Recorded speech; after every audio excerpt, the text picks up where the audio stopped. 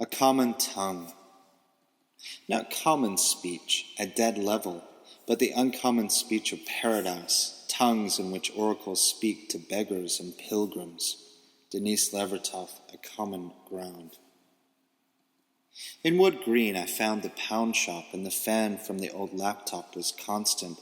I had just finished a 2-pound frozen dinner and had awoken from a dream in which I said goodbye to former lovers in Turkey, Korea, and Poland from a treehouse overlooking some waves, which could have been Olympia, not the mountain or a place in Washington, but somewhere near Antalya, Turkey, where Aussies and others come with their backpacks, and a few Turkish students at Bilkent told me the air smells of sperm during the summer.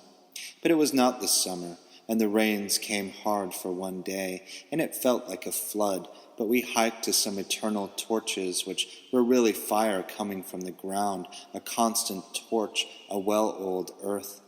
And I have a picture taken with the Canadian girl I was with, who just got hitched in Istanbul a few months ago. But this was... But the place was sort of magical, and I've learned to not tangle up places with women.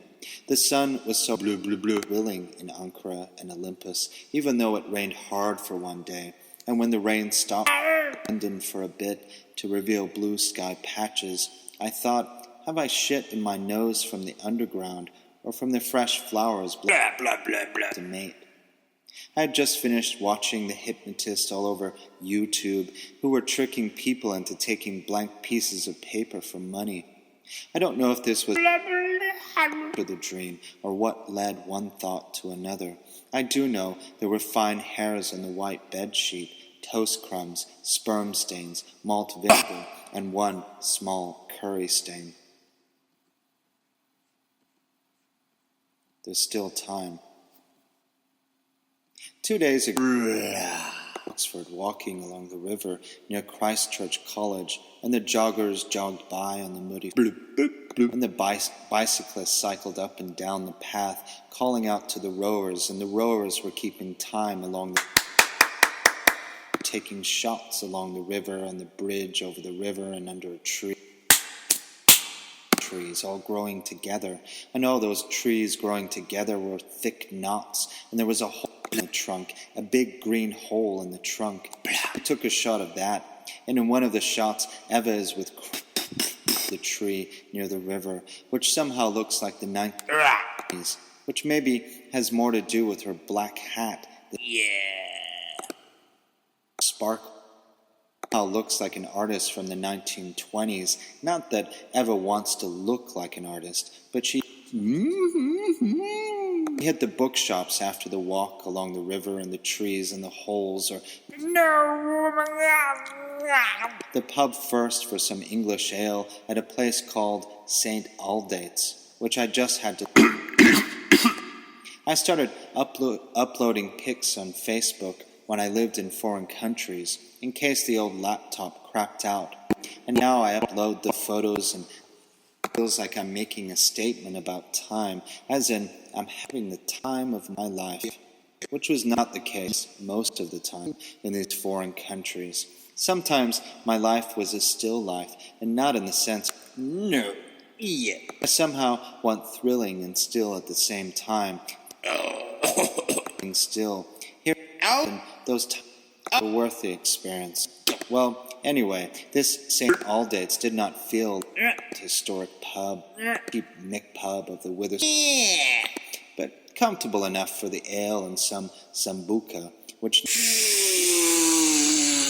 shops we hit it with a head rush, and Oxfam had some cheap thrills, and the pleasure. I wouldn't want overstocked books, and they were popular novels, so I felt a little bit less guilty. And supported a good cause, but really we were after cheap books because we are, as they say. I got Bob Dylan's. I am sure he is not skint. I'm reading now, and it says it is Sunday, which was yesterday, but I need the notes from that day, and this makes me wonder about memory. Technology. Again, the memory. And even with Facebook, I don't photos, but now and again, lives of others, or what others have made of their lives, or making into their lives. And that well-known story of some be filmed because so